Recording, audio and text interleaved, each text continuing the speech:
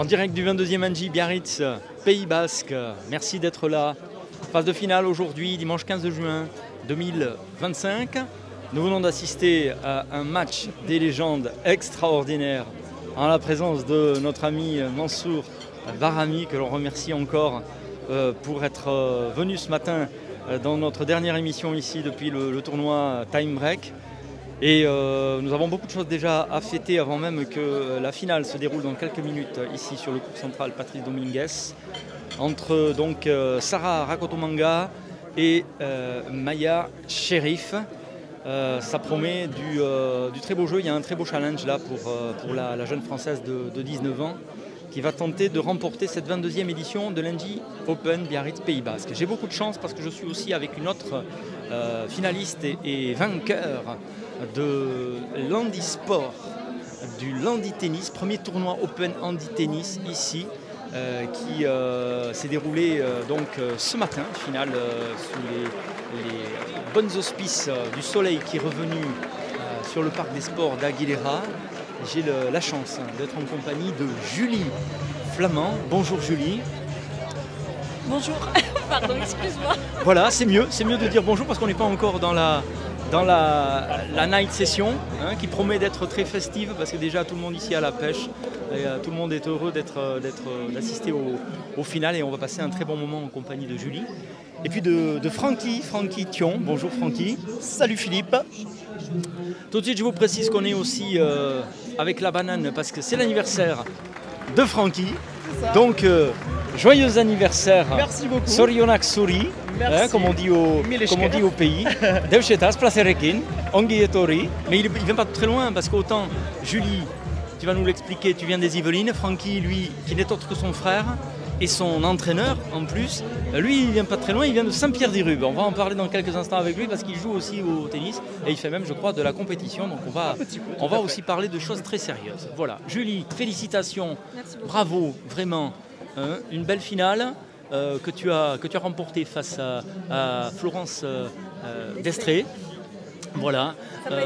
Ça n'a pas été si simple. D'abord, est-ce que tu peux te présenter un petit peu à nos amis, dire en quelques mots qui tu es et puis comment s'est passée ton arrivée ici à Biarritz et dans le tournoi, dans la 22e édition NJ Open Biarritz Pays Basque.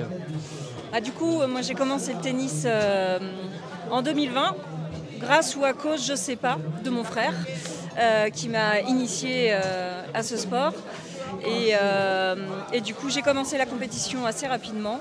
Et au meilleur classement, j'ai été 7e française. Aujourd'hui, je suis 10e française parce que j'ai eu une opération du coude et donc j'ai un classement technique. Et le match d'aujourd'hui a vraiment été quand même assez compliqué. Mais en tout cas, je suis ravie d'avoir pu participer à cette première organisée à Biarritz. D'abord pour faire la surprise à mon frère, qui était belle, mais en plus parce que la structure, l'accueil, l'ambiance, et puis j'ai gagné, et donc ça aurait été dommage de ne pas venir, c'est juste formidable. Alors c'est le fruit d'un long travail aussi. Comment t'es venue cette passion du tennis et comment tu t'es mis en fait à cette discipline? Alors il y a un truc de fou quand même, c'est que je suis handicapée depuis 20 ans et en fait j'ai commencé à me dire que je pouvais faire du tennis fauteuil qu'à partir du moment où j'ai été en fauteuil. Et ça c'est hallucinant parce qu'en fait il faudrait qu'on arrive à se dire qu'on peut se mettre à faire un sport même quand on est handicapé en fait sans être forcément en fauteuil. Et aujourd'hui c'est quelque chose que je prône très fortement, que dès qu'on peut, il faut attaquer un sport parce que ça nous aide dans notre vie, ça nous aide. Alors évidemment, physiquement, c'est dur, on a mal. On va en parler dans quelques instants un peu aussi de la technicité, de la spécificité de cette discipline. Mais pourquoi le tennis? Il y avait des influences familiales ou ça n'a rien à voir? Alors pour le coup, moi là-bas, je venais du handball. Comme Sabine Devinck, nous avons reçu aussi cette semaine la directrice régionale d'NJ Aquitaine qui a été une athlète de haut niveau dans le hand. Du coup, moi, c'est vraiment mon frère en fait. J'ai touché une raquette pendant les vacances et du coup, j'ai attaqué le tennis. Et donc en 2020, j'ai beaucoup travaillé pour en arriver là en fait.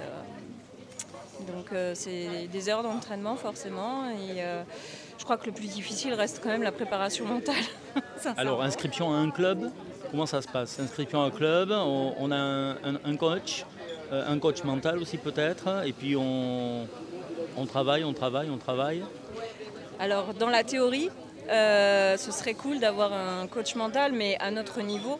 En fait, le tennis fauteuil coûte cher quand même. De base, c'est un sport qui coûte vraiment beaucoup d'argent. Si on prend l'exemple de mon fauteuil de sport, le mien coûte 8 000 €. Donc à financer, c'est pas juste vous achetez une paire de baskets dans un magasin et vous allez taper la balle. Non, c'est déjà très long. J'ai mis 2 ans avant d'avoir mon fauteuil à moi. Et encore, on vient de finaliser certains détails là. Donc c'est déjà très difficile en fait. Il faut être vraiment motivé en fait pour pouvoir faire ce sport. Alors, comment ça fonctionne? C'est un fauteuil d'ailleurs spécifique. Par exemple, les roues, pour la maniabilité, j'imagine. Est-ce que tu peux nous expliquer les spécificités du fauteuil?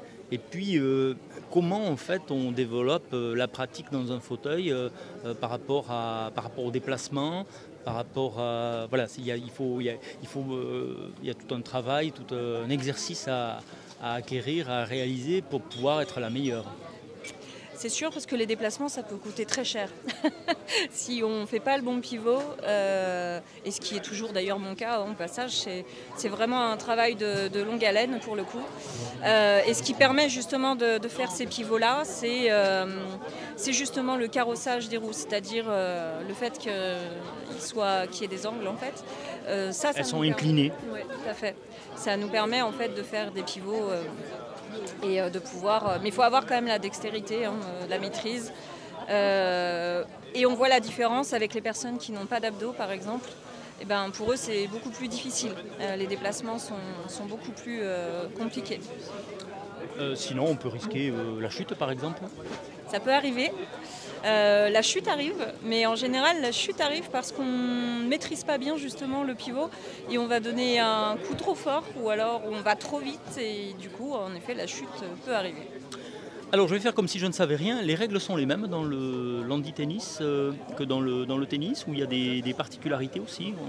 On a dû peut-être adapter certaines règles ou pas. La seule et unique règle qui est modifiée, c'est le fait qu'on ait le droit à 2 rebonds. Je ne sais pas si c'est une bonne règle, perso, parce que ça met un certain confort quand on est en retard. En revanche, se pose la question de est-ce que je la prends au premier ou au deuxième rebond? C'est une catastrophe. Alors, cruel dilemme, pour ta part.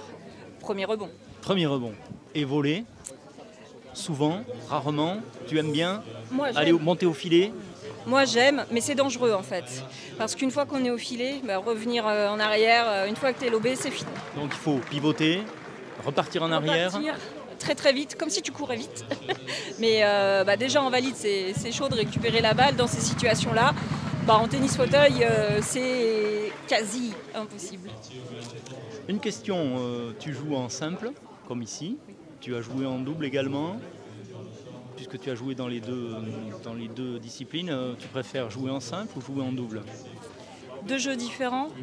Moi perso, je pense que je préfère quand même le double parce que c'est l'équipe et il faut savoir gérer l'autre joueur, s'adapter à l'autre joueur, s'encourager et ça on le voit pas. Enfin, on l'a évidemment en simple, mais ça reste extrêmement difficile. Puis ce qui est plus sympa en double, c'est qu'on peut justement monter à la volée, pour le coup. Donc ça c'est top. La seule chose qui est dommage, c'est que nous, en effet, quand on fait des Open, donc on a les matchs en simple, on a des doubles, parce qu'on décide de faire le double, il n'est pas obligatoire. Mais en général, les gens le font. Ce qui est dommage, c'est que ça nous rapporte 0 point. Aujourd'hui, la Fédé ne nous donne pas de points lorsqu'on fait un double. Et ça, c'est bien dommage parce que... Pour l'instant. Pardon? Pour l'instant. Voilà, un petit message pour la Fédé, si elle nous écoute, si elle nous regarde. Il est temps. Elle n'est pas sympathique, Julie. Elle n'est pas professionnelle. Elle a gagné l'Open Handi Tennis de Biarritz. Franchement, on va évoluer. Hein. La prochaine fois, on va faire comme dans les autres tournois, il y aura des points au classement. Allez. Allez Julie, allez Landy Tennis. Bon, alors là on est entre nous Julie. Si on parlait un peu de coaching, donc on m'a dit que tu avais un coach. Oui. Tu avais un coach d'ailleurs qui a des accointances ici avec la région. Alors il est comment le coach? Celui-là, là, Celui dont on m'a parlé, mais bon, alors, il est sévère. sincèrement, mon coach du week-end n'a pas été sévère. Il a été un atout mental très important. Lorsque je lui ai demandé, il a su me donner les bonnes techniques, les bons mots. Puis de toute façon, c'est mon frère, donc forcément... Donc c'est compliqué à la caméra d'en dire du mal. Non. Bon, on coupera au montage. Combien d'heures d'entraînement par semaine, par jour? Globalement, quand mon coude me laisse tranquille, et puis le reste aussi, on est sur du 5 heures par semaine à peu près, 6 heures. Cette semaine, je pense que j'ai fait 9 heures, facile, voire plus. Mais j'aimerais pouvoir faire plus, mais mon corps ne me le permet pas en fait, sincèrement. Donc on fait avec, on s'adapte. Un peu plus tard. Voilà. Bon, c'est ça. en tout cas, félicitations. Merci beaucoup. Et il y en aura d'autres. Avec J'espère des bien. points au classement. Les points au classement au double. Allez. Bon. Alors, le frérot, Francky Oui. Thion, de Saint-Pierre-d'Irube, le local de l'étape, qui a coaché sa sœur tout le week-end. Comment ça s'est passé? Bonjour d'abord, joyeux anniversaire encore. Merci beaucoup Philippe. Est-ce que tu peux nous raconter cette expérience fraternelle Oui. du week-end qui vous a amené à la victoire? Eh bien écoute, oui. Tout d'abord, c'est une belle surprise qu'elle m'a faite parce que je ne m'attendais pas du tout à la voir. Donc au final, la priorité, c'était de venir me voir. J'avoue que une potentielle victoire ici pour elle, c'était complètement accessoire. Et au final, écoute, tous les voyants étaient au vert. Tout s'est super bien passé. Et donc en plus de venir me faire un énorme plaisir, elle remporte le tournoi, donc c'est fantastique. Et donc voilà, je suis très heureux aujourd'hui. C'est un bel anniversaire. Tu es dans la partie aussi, tu joues au tennis, on va en Exactement. parler dans quelques instants. Ouais. Ce coaching, il a reposé sur quoi pour arriver à cette performance plus particulièrement? Parce qu'un week-end, c'est court, même si on est entre frères et sœurs, mais malgré tout, de là à devenir le coach de sa sœur, c'est pas forcément évident. Donc comme vous n'êtes pas sur place tous les deux ensemble, Oui. même si tu la connais, quels ont été tes critères et tes directives? Eh bien écoute, je me suis basé sur ce que j'essaye de pratiquer au tennis club à Saint-Pierre-d'Irube. J'essaie d'encadrer au maximum les jeunes, je suis éducateur là-bas et je fais énormément de travail psychologique avec eux. Mais là, le plus gros atout dans cette situation, c'est que c'est ma sœur. Et pour bien coacher quelqu'un mentalement, il faut avant tout très bien le connaître. Parce que pour diriger 6 joueurs différents, on va avoir 6 méthodes différentes. On doit vraiment s'adapter aux joueurs. Et écoute, là, du coup, ça a été quand même assez facile. Sachant que ma sœur est naturellement stressée, elle a besoin de douceur. Donc je lui ai apporté le plus de douceur possible avant ces matchs. Comme elle a dit, des petits mots très simples mais éloquents et qui font un petit peu la différence. Franchement, j'ai pas beaucoup forcé, hein. C'est elle qui a fait l'essentiel du travail. Donc on s'est bien entraîné hier avec sa finaliste d'ailleurs. J'ai entraîné les deux en même temps, c'était très sympa. Et donc voilà, et c'est génial d'avoir une mise en lumière du tennis fauteuil ici. Et effectivement, je vais appuyer un petit coup. Il faut absolument homologuer les doubles tennis fauteuil. C'est vraiment primordial. S'il y a une volonté de la Fédé de mettre en avant le tennis fauteuil, il faut au minimum que ça passe par là dans un premier temps. C'est important. Alors toi Julie, ça fait combien d'années que tu joues au tennis? 5 ans. 5 ans. Et toi Francky? Eh bien écoute, j'ai un doute. Parce que moi aussi, je suis comme ma sœur, je viens du handball. Et je pense que j'ai démarré quand j'avais 21 ans. Par là à peu près. 43 Et 43 aujourd'hui pile poil, donc je vous laisse faire le calcul parce que là c'est dimanche. J'ai pas le mental pour. Mais donc ouais, ça fait quand même un petit bout de temps que je joue. Et puis moi ma passion c'est de jouer, c'est de m'amuser. Je fais de la compétition mais je suis pas un grand compétiteur parce que j'ai tendance à un peu trop jouer pour les autres et même en tournoi. Mais en tout cas j'y prends beaucoup de plaisir, je m'amuse. Et pour moi, à mon âge aujourd'hui, le but c'est de faire avancer les autres, ceux qui ont un avenir devant eux. Essayer de leur donner peut-être du plaisir à faire de la compétition. Exactement, à trouver du plaisir dans la compétition. C'est un sport qui est horrible en compétition. Gilles Simon avait écrit ce joli livre qui s'appelle « Ce sport qui nous rend fous », que j'invite tout adhérent de tennis à Après, si je lire. puis me permettre, horrible, je ne sais pas quel est le sport qui n'est pas difficile en compétition, qui est facile. Tous les sports quand même demandent beaucoup d'abnégation, de sacrifice, de don de soi, de cohésion, d'esprit d'équipe, de beaucoup de qualité, j'imagine. Oui. Dans le tennis également, en double ou même en simple, il faut une force mentale, on en parlait à rude épreuve parfois, parce que vous êtes quand même bien classés. Toi tu es 10e, celle que tu as vaincue est 8e française. Et Nadège, elle était 16e. 16e pour la troisième joueuse qui a participé aussi et qui est arrivée 3e ici au 22e NG Open Biarritz Pays Basque. Ouais. Alors toi tu me disais tu es au club de Saint-Pierre, tu es au club de Saint-Pierre-d'Irube. Donc quelle est ton activité un petit peu hebdomadaire? Tu éduques les jeunes, il y a beaucoup de licenciés. Oui. Alors on est à peu près 400 licenciés à Saint-Pierre, ce qui en fait un club très cool pour la région. Vous avez un tournoi aussi, je crois. Nous avons 3 à 4 tournois dans l'année. Ah oui, 3-4. C'est un club qui est extrêmement dynamique, il y a beaucoup d'animations, beaucoup de tournois. Et puis on a une équipe, un bureau très solide et des bénévoles motivés dont je fais partie. Et en plus de ça, le mercredi, je fais une journée entière d'école de tennis en tant qu'éducateur. Et en plus de ça également, on est en train de développer un petit peu dans la région pour le tennis. J'ai fabriqué des trophées en bois pour le club de Saint-Pierre qu'on a mis en avant. On va vous expliquer ça, parce que ce matin, tu as fait un bois gagnant. Ou c'était hier? Hier surtout. C'était hier. Alors, elle a fait un bois gagnant. Et qu'est-ce que le bois gagnant déjà pour nos amis? Eh bien, un bois gagnant, c'est très simple. En général, on ne fait pas exprès. Ça, c'est sûr. C'est tout simplement quand on... Qu'il dit. Moi, si on fait exprès, on est vraiment balèze. Peut-être Mansour, il peut lui faire, lui. Mais c'est tout simplement quand on gagne un point en ayant touché le cadre de la raquette et non pas les cordes. Et donc, on appelle ça un bois gagnant. Et donc, je me suis dit... Ça t'a parlé. En référence au tennis, qui est quand même ma passion première, je vais appeler mon site Bois Gagnant. Parce que tu as un site, voilà. Ouais. Parce que tu fabriques aussi des trophées, comme par hasard. Et de tennis. Ouais, de tennis. Et bien sûr, on est ouvert à tous les sports. Mais comme on démarre, on fait des trophées dans un premier temps pour le tennis. On fait également des médailles. Et le but, c'est de tout faire en bois. Et c'est parti d'un hasard total, à force de me promener dans les clubs. De foot, de n'importe quoi. On voit toujours toutes ces coupes en métal qui ont plus de 150 ans. Et je me rendais bien compte que les gens, d'une manière générale, en ont marre de les exposer. Ça prend la poussière. Tout le monde a les mêmes. C'est pas joli. Et ils ont tous envie de les jeter. Et donc je me suis dit, pourquoi pas faire du bois qu'on pourrait foutre dans son salon. C'est une matière très noble. Qui est une matière noble, c'est vivant. Et voilà, donc c'était un peu l'idée de base.